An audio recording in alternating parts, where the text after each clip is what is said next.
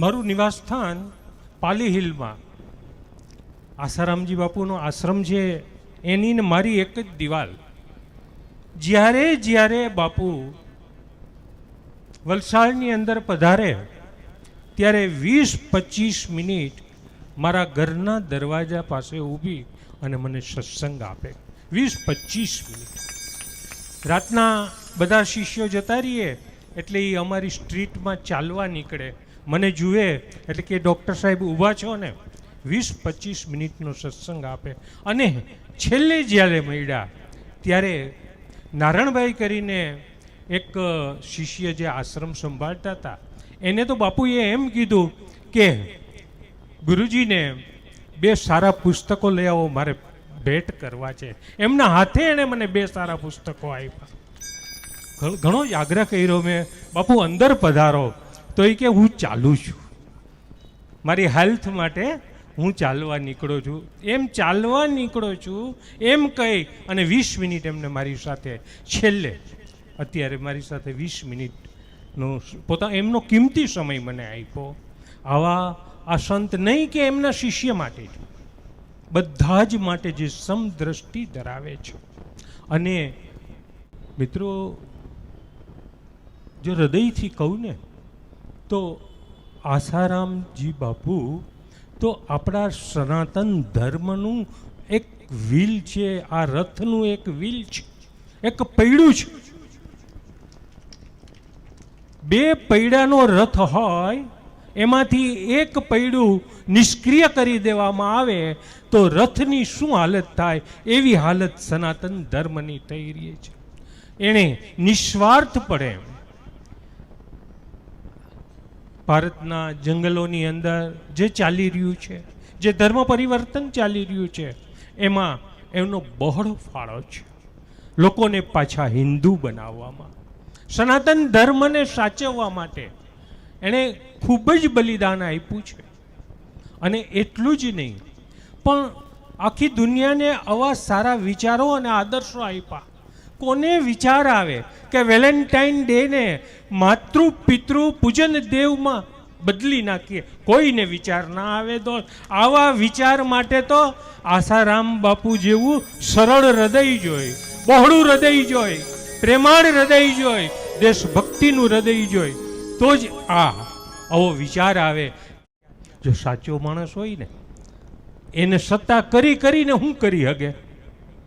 સત્તા કરીને શું કરી શકે? કારાવાસ આપી શકે. અને એનાથી વધારે શું કરી શકે? સાચા માણસને ફાંસી આપી શકે.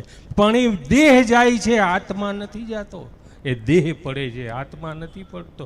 અને આજે આપણા બાપુ એટલે કારાવાસની અંદર રહ્યા, પણ છતાંય એની ચેતનાની તમને ને મને અહીં અનુભૂતિ થાય જ કે નથી થતી? કયો આપણને એમ થાય છે ને કે બાપુ આપણી સાથે જ છે, બાપુના વિચારો આપણી સાથે છે. એ બાપજી ગમે ત્યાં હોય અને સંતો અને સિદ્ધો ગમે ત્યાં હોય ને, એ હંમેશા એના શિષ્યોની સાથે જ રહેતા હોય. એને જે શરીર માને છે ને, એ ખોટું માને. એ શરીર નથી, ચેતના છે. સંત છે એ ચેતના છે, અને એ ચેતના હંમેશા એના શિષ્યોની આજુબાજુ જ હોય. આપણા ગુરુની ચેતના હંમેશા આપણી આજુબાજુમાં જ હોય છે. તો આજે આપણી સંસ્કૃતિ પશ્ચિમ તરફ ઢળતી જાય છે, પશ્ચિમનું અનુકરણ કરતી જાય છે. આપણે એમ કહીએ કે ભાઈ વેલેન્ટાઇન ડે, હવે વેલેન્ટાઇન ડે વિશે જાણો. શા માટે વેલેન્ટાઇનને આ ગાંડા પાગલ માણસો ઉજવી રહ્યા છે? નાના નાના બાળકો, 18-20 વર્ષના છોકરાઓ પોતાની જિંદગીને બરબાદ કરી રહ્યા છે. મા બાપથી વિરુદ્ધ થઈને 2 દિવસની ઓળખાણ અને તરત મા બાપથી વિરુદ્ધ થઈ જાય છે. ઘણી જ દુઃખની વાત છે. એમાંથી આપણને કોઈ બચાવનાર હોય તો એ આપણો સંત આસારામ બાપુ છે. આ ઈ સંત છે કે જેને આવી રીતે આપણને બચાવ્યા છે. એને તો કોટી કોટી પ્રણામ. અને આવા સંતને કારાવાસ આવું જ એમ માનજો આપણા બાપુ સાથે થયું છે કે જેના આશીર્વાદ માત્રથી લોકોના અનેક કામ થયા છે. કે દરેક ગુરુને એમના શિષ્ય અધિક પ્રિય હોય છે. પણ આ સંત એવા છે કે નહીં કે પોતાના શિષ્ય, પરંતુ સમગ્ર વિશ્વ ઉપર સરખો પ્રેમ દર્શાવ્યો છે. એવા આપણા પરમ પૂજ્ય સંત શ્રી આસારામ બાપુને કોટી કોટી વંદન. મિત્રો, આ જગત આવું જ છે. જે સત્ય છે, જે સાચા છે, એની જ હંમેશા પરીક્ષા હોય છે. જે ખોટા હોય છે, જે જૂઠા હોય છે, એ એમને નીકળી જતા હોય છે.